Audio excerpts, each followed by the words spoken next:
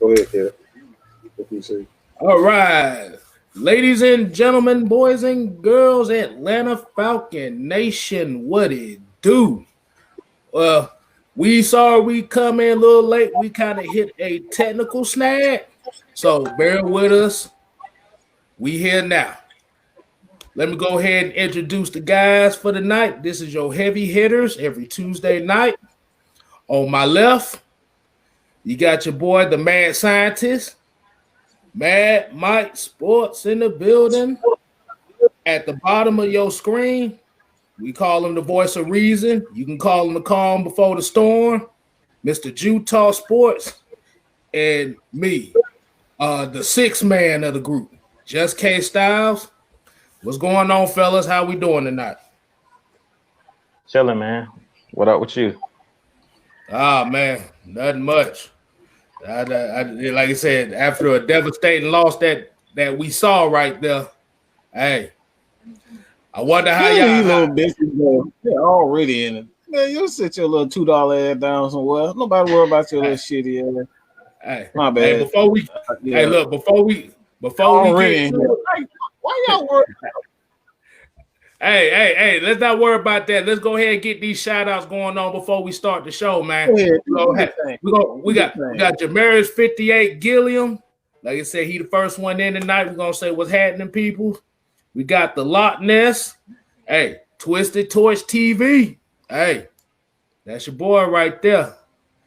We got Devon Stanifer, Paul Mack, 34 ATM05, and just J Rock. Y'all We're gonna get motherfuckers to the almost rest of forgot them about later real on. names. Damn. Motherfucker ain't spell. Y'all gotta use numbers and shit. Hey, Fucking it's called being different, man. You gotta be different sometimes. man, look, man, y'all act like y'all had the damn DM with the damn Mike 205 345 67. Man, you sit down with that bullcrap. Hey, shit, you don't want nobody taking your name. You gotta be different. But Hey, but Wallace Smith, what's going on? So let's go ahead. We're gonna go ahead and start it off. I about to say, coming off that loss that we had on Sunday, got a couple days to think about it. Let's go ahead and get your thoughts about the game. I'm gonna go ahead and start with you, Jew. oh man, I did a video, man. I felt like I had a confessional last night making my video because I was freaking pissed off, man. After watching that game Sunday, I was ticked off. When you come off a bye week, you got to be prepared. And I know we're supposed to touch on this. I don't know if y'all want me to talk about the coaching staff right now, but just looking at the Go ahead, game, man. Hey, run with it. hey man, Raheem Morris, I didn't like what I heard out of the media session. To me, his chances of being a head coach are dead at this point. As a head coach, you have to take responsibility. That's the number one thing. You never want to throw your players under the bus.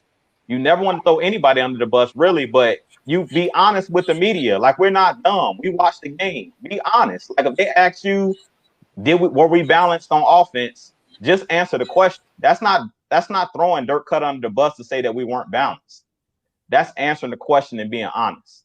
And I feel like Raheem Morris, he basically tried to play us. He tried to beat around the bush. Instead of just answering the questions that the media was asking, he kind of tried to blame Matt Ryan for holding on to the ball too long on certain plays and things of that nature, when he really should have just came out and said, hey, look, we did not have these guys ready to play. We came off a bye week. We didn't have the right proper game plan. And basically, the Saints kicked our butts today. They outcoached us. Pretty much, that's what it was. We were outcoached on Sunday. If you look at Sunday's game, that was pure. That's called out coaching. Period. It out schemed us. Sean Payton and his coaching staff, Dennis Allen, they were ready for what the Falcons were going to do, and that's what we talk about. This team, these coaches, they refuse to make adjustments. We continue to talk about it. Dirk Koetter, if you've seen what they were doing, playing at basically two-man, playing two safeties, two high safeties, and basically just manning up on everybody else, hugging up on our receivers, not letting them get off the line with free releases. Dirk Koetter did nothing to combat that. We didn't see any no huddle up tempo. We didn't see any stacks. where you have 3 wide receivers, like bunch formations to try to get these guys open. We've seen nothing. We've seen none of that. So I blame this loss solely on the coaching staff. I don't blame it on Matt Ryan. I don't blame it on the players, because to me, the defense actually played pretty well in the first half. Going into halftime, it was 10-9. The defense played pretty well, other than Deion Jones basically running down the middle of the field, and he kept running. I don't know what he was doing on that one play where he was chasing, I think it was Emmanuel Sanders down the middle of the field. For whatever reason, it looked like he was in man coverage against Deion Sanders. He was trying to cover the middle third, and he just kept running. So Deion Jones, I don't know what he was doing on that particular play. But you've seen Darqueze Dennard hustle down the field and punch the ball out. Unfortunately, Keanu Neal had already touched him when he was on the ground. So the defense played pretty well. That was really the only explosive play they got in the first half. So as much as we want to rag and kind of say the defense played bad, it wasn't until the second half when we continued to go 3 and out, that the actual defense started to struggle. And that was just because of fatigue, really. If you look at it, they just wore down over time. I really think the defense played pretty well. They didn't really get consistent pressure, and that's been our biggest issue. We consistently talk about it. If you watched the Monday Night Football game last night, the biggest weakness with this Falcons team is we can't get pressure with our front four. And that's what the New Orleans Saints did really well on Sunday against us. They got pressure with their front four. Hendrickson, Cam Jordan, Onyemata, all of those guys had a good game. I mean, they were just bringing it forward. And then in the second half, when they seen that we couldn't block them, they really just started to overwhelm Matt Ryan, because then they started sending blitzes, sending 5s at us, sending Demario Davis on blitzes. Because once they realized we were kind of reeling and we were on our heels, they just turned the dogs loose on Matt Ryan. And once they did that, I mean, it was pretty much over.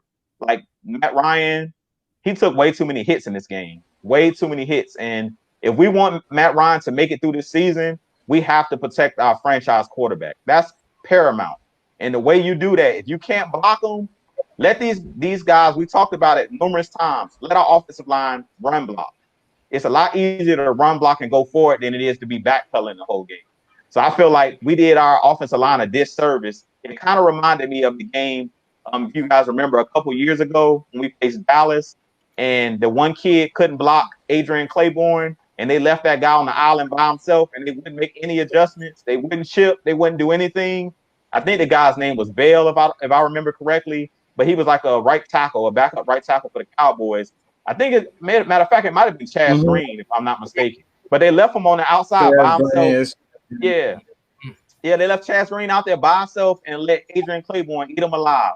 And what has Mike said numerous times about Isaiah Oliver when Dan Quinn was here? If you see the guy keeps getting burnt with streak route and streak patterns and 9 route, you don't leave this guy on an island by himself with no safety help. That's just stupid. You don't do the same thing expecting a different result. And that's what I'm saying with this coaching staff, is that we're doing the same exact things every single week, and we're expecting a different result. It's a reason why we started 0-5. And this team now is reverting back to what we were doing with Dan. What did I say about that, though? And that's all, we're doing the same thing over and over again. And that's why I say at this point, I'm done with this coaching staff. Blow it up. Get rid of every single person on this coaching staff, because they're not making the adjustments. And they're basically sending this team out to fail. They're setting these players up for failure every Sunday. And we expect a different result, but it's like they're doing the same thing every single week. Every single week. Let me tell you something, man. And I gotta say this. I'll say this over and over again. You guys continue to tell. I say this. You can go back through the last 10 videos. I've been saying this. The last 4 or 5 shows that we've done, I've been saying this. When you see a player or players continue to get beat the exact same way, it is no longer on the players. It is all on the coaching. This is exactly what happened in Pittsburgh. You got to remember that atrocious game against Pittsburgh when he got sacked like 67 times in the same game. And then you fast forward to the game against the Bucs. Same thing. He got sacked like 8 times in that game. Go back to the Rams. You remember that game? I think he got sacked like 8 times. It's the same stuff over and over again.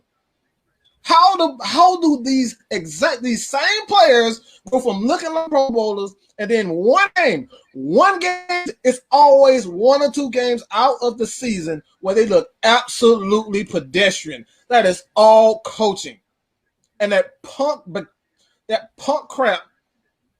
I cannot believe what I heard from these 2 coaches.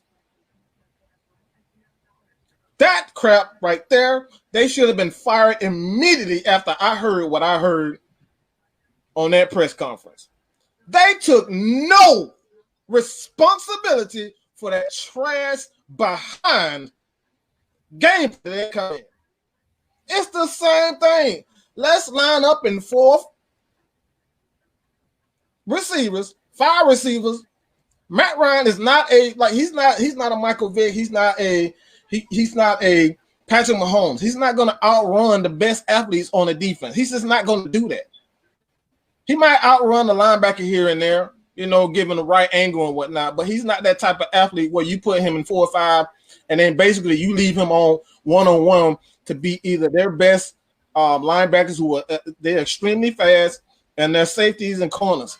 Matt Ryan can't give him those guys. So why are you putting him in 4 wide receivers, okay, and running long-ass developing plays? Long developing plays. And they did not change it up the entire time. They were sending linebackers, they were sending safety, they were sending cornerbacks, and this dude never threw one freaking time to a running back. He did not throw the ball to a tight end. He did not throw a screen. As a matter of fact, he threw 2 screens in the first beginning of the game, but quote unquote to him, it didn't work. So I just got rid of it. It's embarrassing as a coach for you to not be big enough.